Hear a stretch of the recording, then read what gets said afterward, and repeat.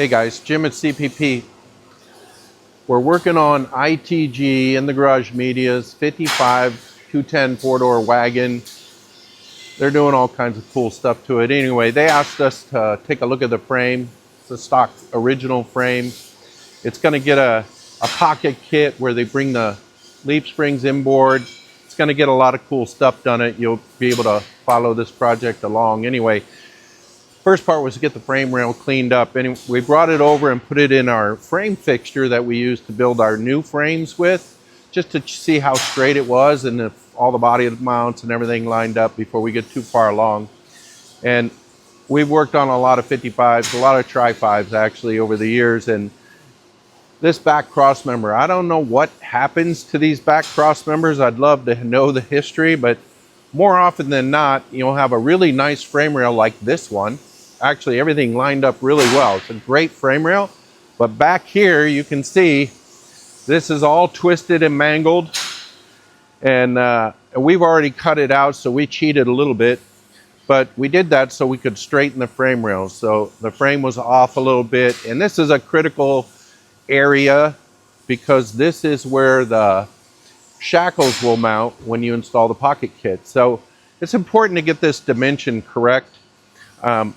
Obviously, when it's mangled up like this, it's going to pull the frame rails in a little bit, and of course it affects the bumper alignment, which is never a good thing because if the bumper brackets are off, it likes to put little dents in your bumper, so at the bolt. So anyway, we pulled this cross member out. We cheated.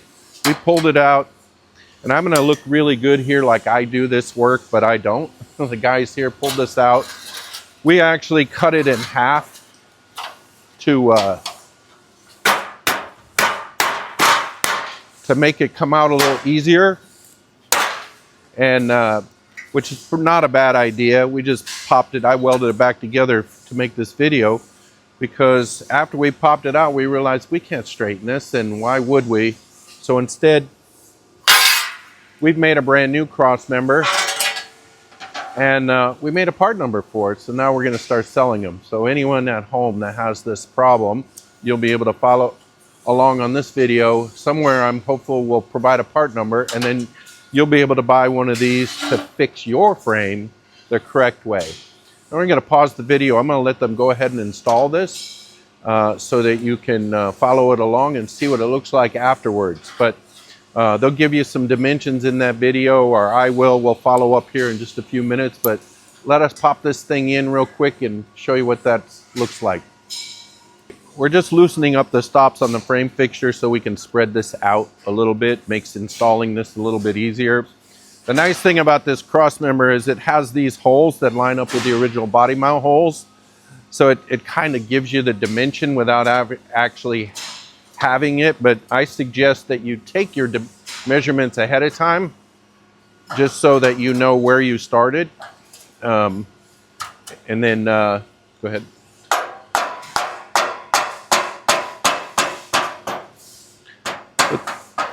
But this is, we're going to spread the frame out a little bit just to get this into position. Originally, this was riveted in with 4 rivets and welded. Now, we didn't show removing those, and cross member itself is not going to provide the holes, because if your brackets or your frame supports are messed up like ours were, to line up exactly with pre-provided holes would be a little bit impossible. So we're going to let you drill those 4 holes if you choose to use the rivets or the bolts we supply to put that back in, or you can simply plug weld them back into place. Now, we did some straightening on this frame rail, and of course removing this cross member allows you to do that and makes it a lot easier to do that without getting the stress of the bent cross member out there. This frame rail is actually supposed to be straight all the way the length of it. So if you've got a piece of angle iron or something, a piece of scrap laying around, and you need to heat it up a little bit, you see evidence of what we did here just to get it twisted back around and straight. But it's a nice straight frame rail through here. If you measure the dimensions all the way, you'll see that it's supposed to be straight. And you know, you may end up with a few little waves in there, but you're not going to see that once the brackets are in and everything's welded in place. But it's very straight, and it should be straight on both sides. Ours wasn't straight. So we did the best we can. So anyway, we popped this piece in there.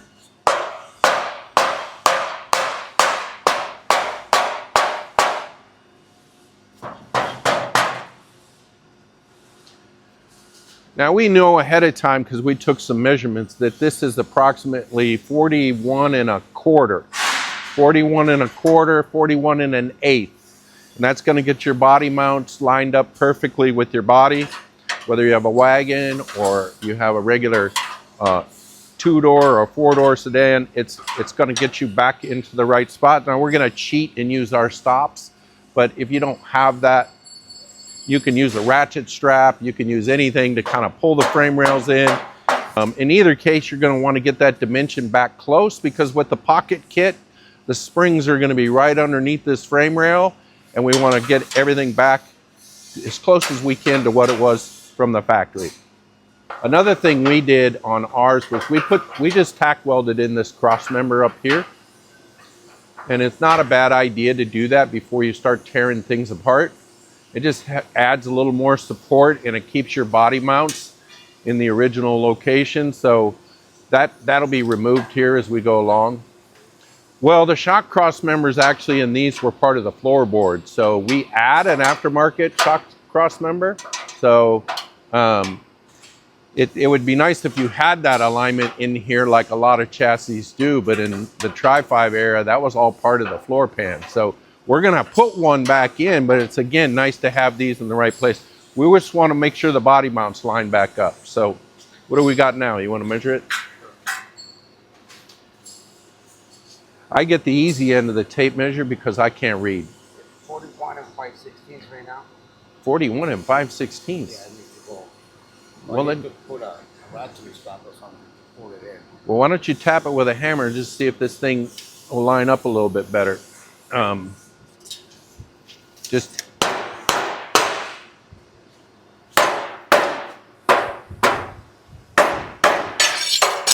and Lining up there? yeah, we got a little bit more to go. We might need to put a little more pressure on it.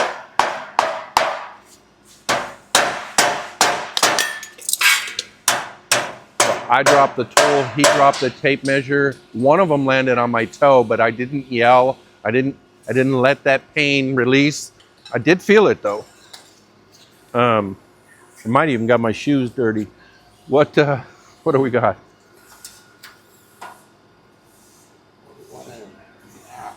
5/16. It's a 16 up.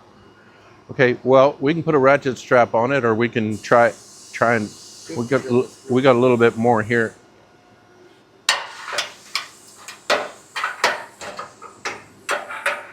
We probably should be putting a ratchet strap on it just to show people at home. But what do you got? Right there? 41 1/4? 41 1/4. Okay. All right. So we're gonna massage this around until these get lined up perfectly. Looks like it needs to go this way a little bit. So the cross member itself is a little bit too far in there. We'll put a pry bar in there and push it over so the body mount lines up right. And I think for us, for this build, we're gonna go ahead and weld these. But you can see here, you could go back in, and we provide these really cool rivet-like button heads with a nice locking flange nut. They're stainless steel. They work really well. But remember, the factory had it riveted and welded. So we're just going to do the welding and not the riveting. You see that? Jim's hands are dirty. Anyone who says I don't get dirty. I think plenty of people have seen you crawl under cars and the car show to know that's not true. Well, I do have a reputation, you know.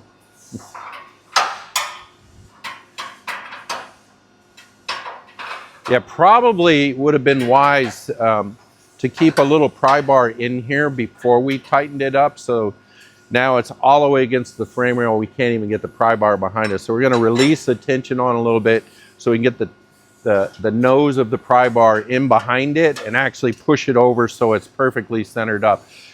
Is that really super necessary? Probably not, but it'll save you from having to go back in with a Dremel and clean up that hole. So go ahead and pull a little more of that off.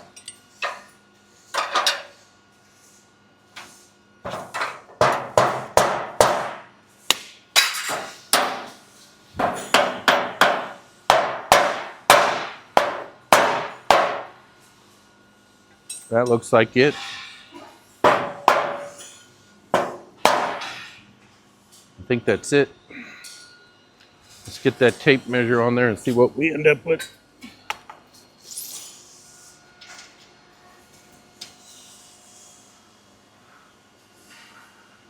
It looks like the number to me. Why don't you check the magic end? 4138. Yeah. Huh? Oh, I'm sorry. What do you got?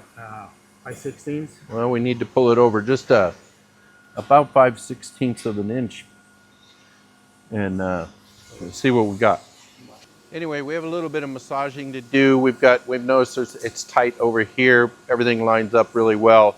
We need to push the whole thing that way a little bit or push this frame rail this way. So we're going to go ahead and tack this into position because it's lined up really well so it doesn't move. We're not going to weld it. Put a couple tacks so it can still adjust, and then we're going to get this side in. I mean, guys, we are talking about less than a 1/16 of an inch, but I just want to get it right. So it's really, really close. We'll tack it. We'll pull it in a little bit, confirm the 41 1/4, and then we're going to weld it up.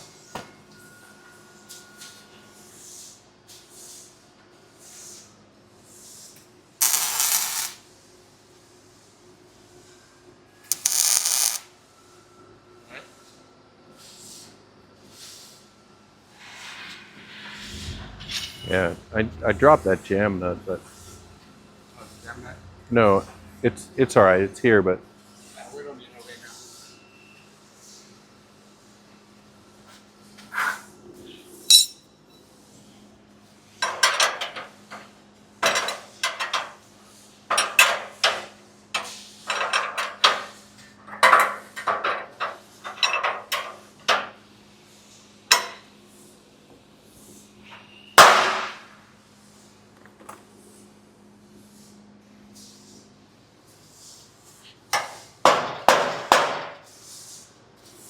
let's check that measurement because it looks really good.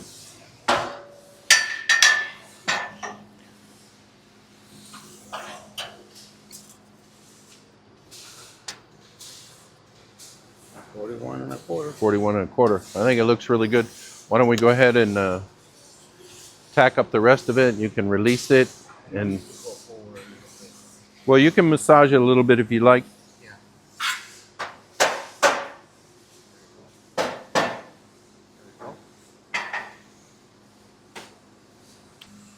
While he's tacking things into place here, one of the options is to install this really cool stainless steel button head.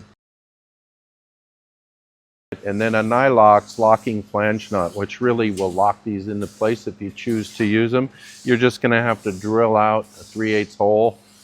Once you get this in position, I suggest tacking it. And then once you're satisfied, you can drill it and install these. Like I said, we're not going to do that. We're just going to go ahead and weld them up. But we are providing really good hardware to install this if you choose to use it.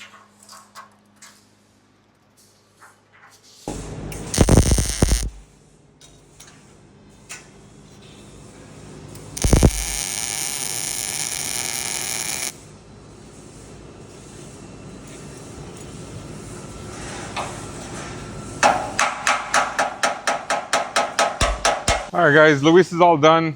He's got it all stitched up, welded all the seams, plug welded it, then grounded the plugs flat so it doesn't bulge, doesn't protrude the frame. Nice and smooth, still a little warm.